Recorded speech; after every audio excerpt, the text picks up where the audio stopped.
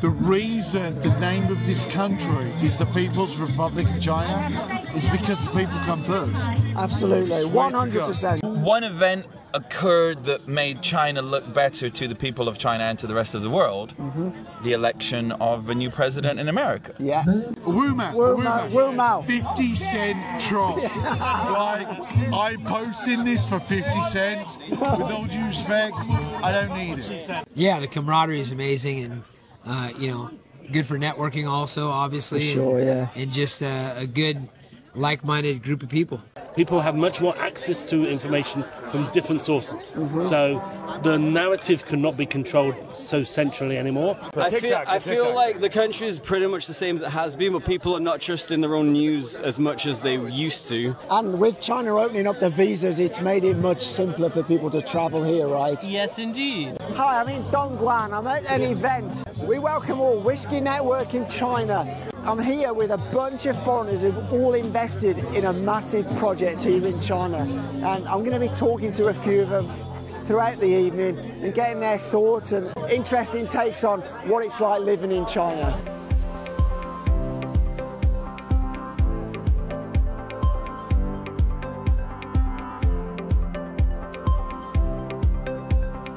So, George. All right, Barrett. How are you? Hey, you're good, sir. How are you doing? So, you've lived in China now for quite a long time, right? Yes, sir. How long? 10 years.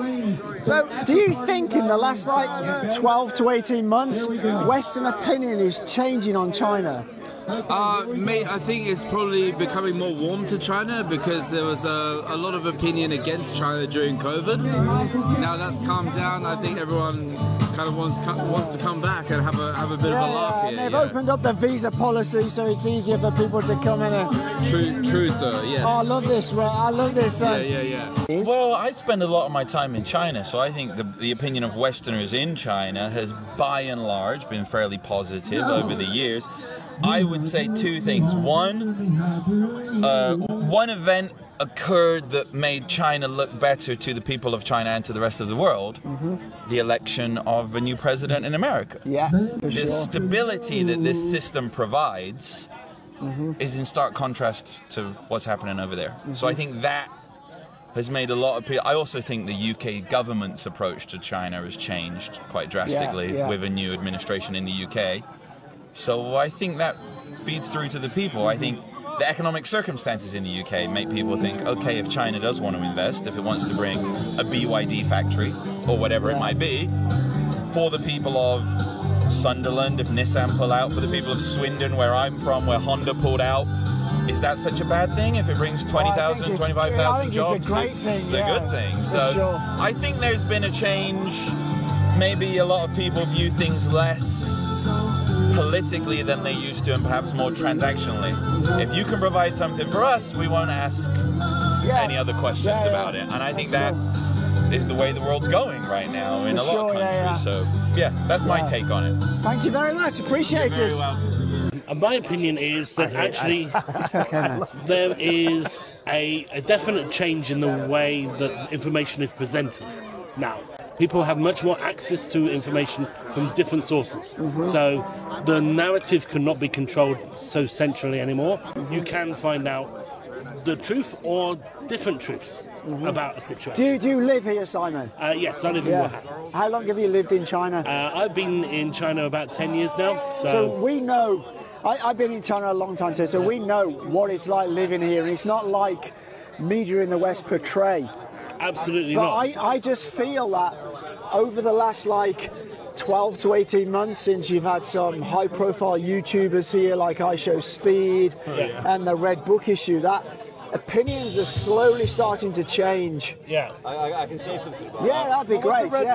I feel like the country is pretty much the same as it has been, but people are not trusting their own news as much as they used to because of the aforementioned events like I Show Speed and these, like, the Xiaohongshu thing, where people are getting, like, seeing what the country's really like. So I think the only thing that's really changed is more people's I don't think they might trust their own news as much as they used to. Yeah, that's a and I think that's the difference. Point, The country stays the same, but it's the perception of the news now. And you also live in China? Yeah, same with these guys in Wuhan. I've been there for like 9 years now. So. Okay. So you know what it's like here. It's I know not what it's like. What the media thinks. No, the media spreads its own opinion and its own propaganda. Sure, so I think that's what's changed. All right. Well, thank you for your opinion. I appreciate it. Cheers. Thank you very much. So this is the man who's responsible for this project, and I believe you're fairly near to being able to actually produce that golden liquid. Yeah, I mean, to be fair, we are going to go into production in June. It's a little bit later than we anticipated, but that's because... Better late than never, right? Well, no, I mean, so I think this is one thing that the Western world needs to understand. So the standards of quality, assurance, safety, and probably, in my personal opinion, the most important thing, environmental pollution. To qualify to say that you're making something but you're not destroying the world. Like China's standards, despite what Western media would make you believe, it's up there, my friend. I mean, you know me. You've known me for years. Yeah. I'm not going to bullshit you. I'm not going to lie to you. Come to our office. I'll show you the stack of papers we had to not only comply with, but excel in. I think excel is the key word.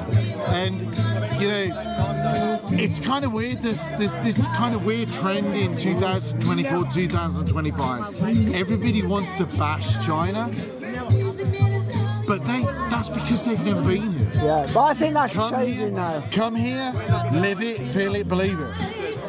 There's a little bit of an anecdote that I give to everybody. It's like, do you know what the name of this country is? And a lot of people don't get it. Everybody says, oh, it's China, it's China, it's China. It's not.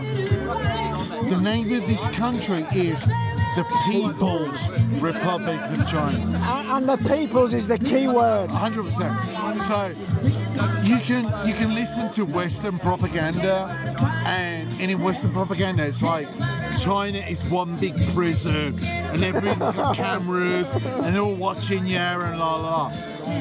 The reason the name of this country is the People's Republic of China is because the people come first. Absolutely, 100%. And I'll get trolled for this. I'll get called out. You're absolutely right, Jay.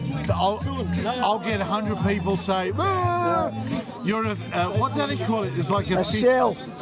No, not shill. 50, a Wu-Mao. Wu-Mao. 50 cent troll. Like, I'm posting this for 50 cents. With all due respect, I don't need it. Yeah, they all bitch you. Shut up, fat boy. They do this. I'm looking at the camera now. I know it's not part of your thing, but if you've not been to China, come in. It won't only be the cheapest holiday you ever had, it's the most amazing. We probably need to re-record this when I'm sober. It's fine, Jay. Because I'm slurring. That's all right, because mate. It's an amazing event tonight. It's fantastic, man. You know? Now, as someone who's lived in China for quite a long time, how long? 15 years. 15 years. I would put it to you that I think that attitude and perceptions from the West are starting to change. Yes. Would you agree with that? I think I would agree with that. And why do you think that is? Well, as more and more people are adventuring and traveling to China, it seems that the media and the news are not always correct. That you have to experience something firsthand in order to really understand it. And with China opening up the visas, it's made it much simpler for people to travel here, right? Yes, indeed. Yeah, that's really good. Well, thank you very much. You're welcome. You've lived in China for quite some time now, haven't you? 26 years since I first came. 26 years, yeah, wow, that's a long time. It is a long time. So, it doesn't feel like it, but it is a long time. Time passes, flies by, doesn't it? It does indeed, yeah. So, as we've both lived in China for some time, you consider it longer than me, we know how good it is to live here. Absolutely. Where a lot of Westerners don't. But however, I feel in the last 12 to 18 months, there started to be a change from some Westerners in their perception of China. Do you think that's the case? I actually agree, and I think that's because over the last couple of years, there's been much more, I guess, things like Douyin and TikTok have influenced the thinking of people who are not here, even if they haven't visited. Yes. They've started to think, hang on a minute, there's a lot of information there. Maybe it's true. And of course, we know it's true. We know it's true, yeah. And if we went out there and said, this is what China's really like, somebody will accuse me or you of being paid by the government or some nonsense like that. But I mean, get on a train, man. Go and use a train to go to, 8 hours to Beijing from Guangzhou, for God's sake. Who would ever have thought of that? I know, it's crazy. Amazing. So, as you know, I produce videos for YouTube. Yeah. And for 6 years, I've always had quite a bit of backlash. I'm sure. But I've noticed in the last 6 to 12 months, there's less. Really? That's and I good. think that is because people in the West are starting to not believe the lies as much, because you have some big high profile people. You had the Zhou Hongshu issue where a lot of people got onto there, and you have some like big profile YouTubers like I Show Speed who has a young audience. Sure. So I think personally I think it's changing. I think that's great. I think it's great news. I totally agree with that. It's not even particularly fair. It's like, remember when we were kids in the playground, so-and-so's got something better than we have, so it can't be true. But it is true. And it doesn't take a lot of figuring out to go and search the information and really find out what's going on here. And now it's easier than ever for people to come here. You don't even need a visa. Unless you're British. Well, that's another story, right? It is indeed.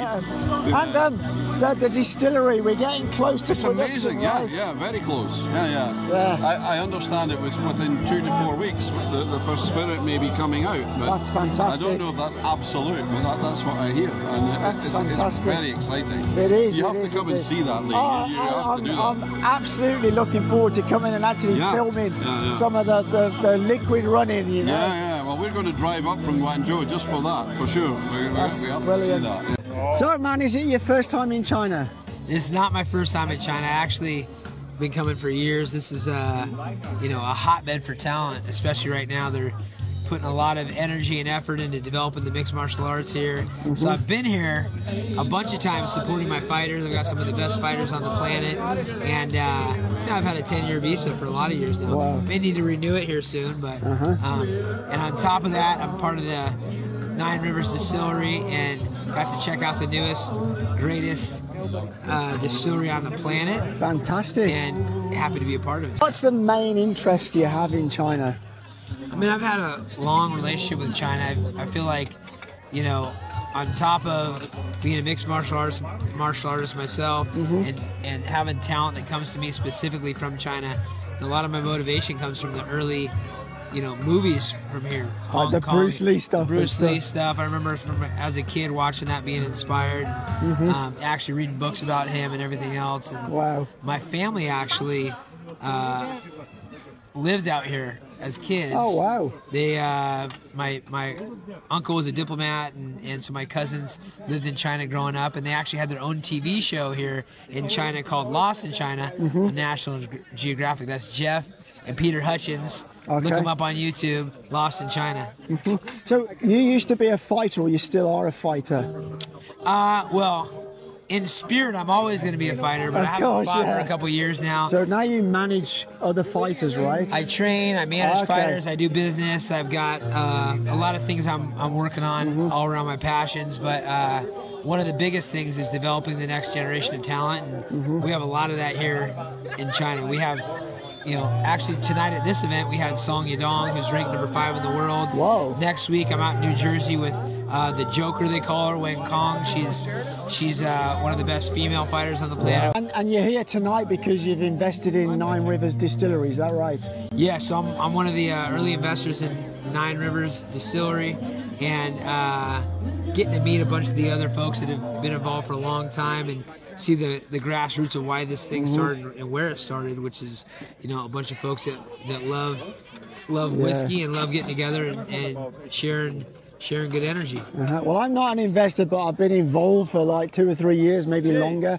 and what a bunch of guys they are. They're a fantastic bunch of guys. I hope you can feel that tonight here. Yeah, the camaraderie is amazing, and you know, good for networking also, obviously. For sure, and just a good, like-minded group of people.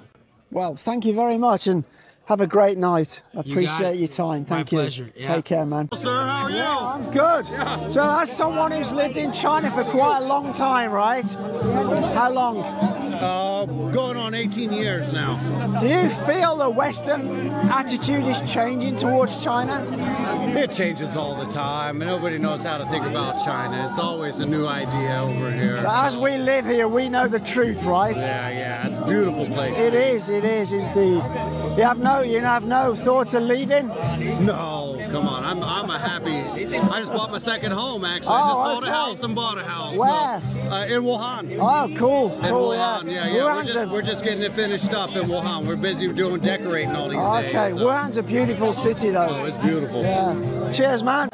So, Daniel, how's things? Good. How are you? I'm good. If I remember rightly, you were originally from Hong Kong, right? Oh, no, actually, I'm... Oh, sorry. I'm originally from U.S., Taiwan, a bit of everywhere. Oh, that's right. I remember now.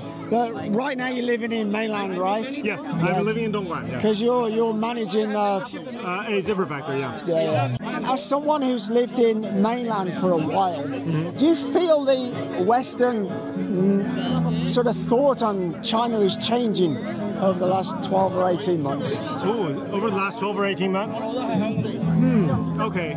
Well, that's I would say that the political situation has altered a lot of the perception of China, and it's very different from the people who live in China and the people who are outside of China. So, I would say that the perception itself has been altered quite a bit. The overall narrative that the Western media is portraying China to be is very different from what the locals or even expats living here experience, and not necessarily in a good way. I encourage any type of direct communication to feel what it's really like here on the ground in China. So more people should come here themselves, right? Yes. To check it out. Yes, absolutely, yes. It's absolutely been a great night here. It's been great seeing a lot of the people I met at the other event. Absolutely fantastic bunch of guys. Really, really good. I've really enjoyed myself here. And but anyway, from Dongguan, here in Guangdong province, for now, take care.